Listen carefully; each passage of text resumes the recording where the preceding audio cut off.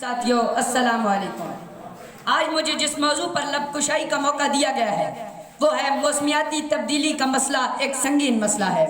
صدر ذی احتشام اور حاضرین مجلس، اگر ہم ماضی کے کئی سو سال پیچھے نظر دوڑائیں تو ہر موسم، چاہے سردی ہو یا گرمی، بہار ہو یا خزاں، اپنے وقت پر آتے اور چلے جاتے تھے۔ بہار کا موسم اپنے اندر ایک رنگینی پیدا کرتا تھا جس میں ہر طرح رنگ برنگے پھول کھلے ہوتے تھے اور ہر طرح خوشبوئیں انسانوں کو مسحور کرتی تھیں۔ خزاں کا موسم اپنے اندر ایک الگ کیفیت رکھتا تھا جس میں ہوا چلتی تھی اور درختوں کے پتوں کی جھنکار ہوتی تھی۔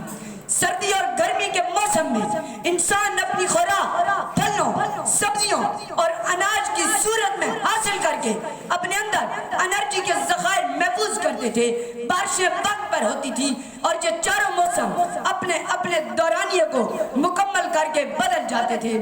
اس روئے زمین پر جنگلات کی موجودگی آکسیجن پیدا کرنے کی فیکٹریاں ہیں اور یہ انسانی زندگی کے لیے قدرت کا ایک مفت اور بیش قیمت تحفہ ہے۔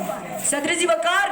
جب سے سائنس نے ترقی کی منازل طے کی ہیں، مختلف ممالک نے ایٹمی تجربات کرنا شروع کیے ہیں، انسانوں کی جگہ مشینوں نے لے لی، کارخانوں اور فیکٹریوں کی چمنیوں نے جب سے دھواں اگلنا شروع کیا تو ٹمپریچر میں خاطر کا اضافہ ہو گیا۔ انسانوں نے اپنی سفری سہولیات کی خاطر گاڑیوں کا بے دریغ استعمال کر کے ماحول کو آلودہ کیا اور یہ بھی ٹمپریچر میں اضافے کا سبب بنا۔ گرین ہاؤس کے اثرات سے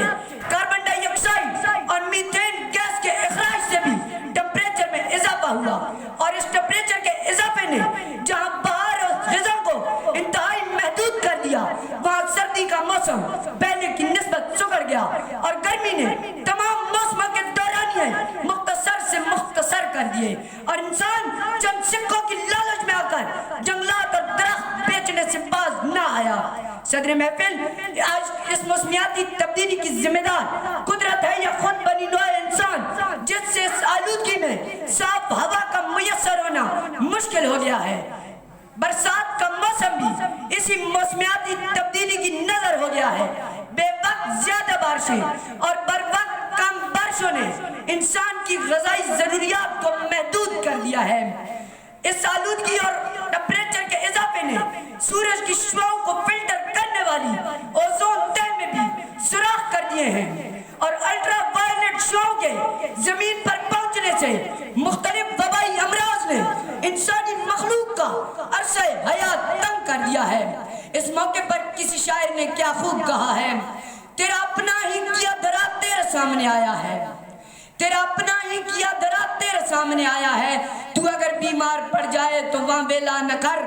میں بتاتا ہوں تجھے صحت کا اصول، میں بتاتا ہوں تجھے صحت کا اصول، جس ہوا میں سانس لیتے ہو اسے میلا نہ کر۔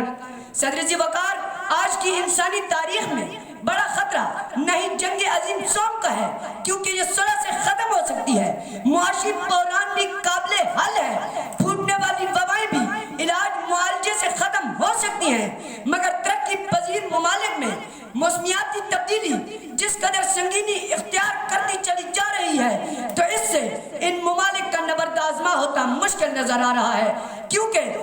ترقی پذیر ممالک کے پاس مالی وسائل کم ہوتے ہیں، سائنسی اور تحقیقی سہولیات کا فقدان ہوتا ہے، ماہرین افرادی قوت کی کمی ہوتی ہے اور پاکستان بھی متاثرہ ممالک میں 5ویں نمبر پر ہے۔ صدر ذی وقار، اگر ہم موسمیاتی تبدیلی اور اس کے خطرے سے غافل رہے تو انسانی صحت کو درپیش خطرات میں اضافہ ہوتا چلا جائے گا، غذائی اجناس کی پیداوار میں کمی واقع ہوتی جائے گی، مہلک وبائی امراض پھوٹ پڑیں گی جن کے پھیلاؤ کو روکنا مشکل ہو جائے گا، موسموں کے تغیر اور تبدیلی میں شدت آ جائے گی، گلیشیئر کے پگھلنے سے سیلی اور شہری علاقے تباہ ہو جائیں گے، بارشیں برسنا ختم ہو جائیں گی اور موسم گرما کا دورانیہ اتنا بڑھ جائے گا کہ باقی موسم صرف نام کے موسم رہ جائیں گے۔ صدر محفل، اب نومبر کا ماہ شروع ہو گیا ہے مگر سردی کا کہیں نام و نشان بھی نہیں، حالانکہ اس ماہ میں تو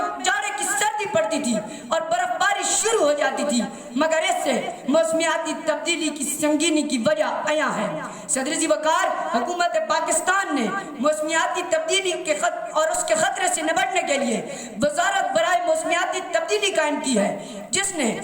موسمیاتی تبدیلی اور اس کی سنگینی سے نمٹنے کے لیے کئی اقدامات اٹھائے ہیں۔ اس وزارت نے ہر سال پاکستان میں 3 بلین درخت اگانے کا ٹارگٹ رکھا ہے۔ گرین کلین پنجاب سے پنجاب میں آلودگی کو ختم کرنا ہے۔ دھواں چھوڑنے والی گاڑیوں کی جگہ الیکٹرانک وہیکلز متعارف کروائی جا رہی ہیں، اور نیشنل ڈیزاسٹر مینجمنٹ اتھارٹی بھی قدرتی آفات اور کثرت سے ہونے والی بارشوں کے دوران سیلابی علاقوں کے مکینوں کے لیے خوراک، ادویات، کپڑے اور دیگر امداد بر وقت پہنچاتے رہتے ہیں۔ صدر ذی وقار اور حاضرین محفل، آخر میں یہی کہنا چاہوں گا کہ اگر ہم نے اس تبدیلی کے آگے آنکھیں بند کر دی تو ہم نئی نسل کو کچھ بھی منتقل نہ کر سکیں گے اور ہم اس کے مجرم ٹھہریں گے۔ انہی الفاظ کے ساتھ آپ سے اجازت کا طلبگار ہوں۔ اللہ حافظ۔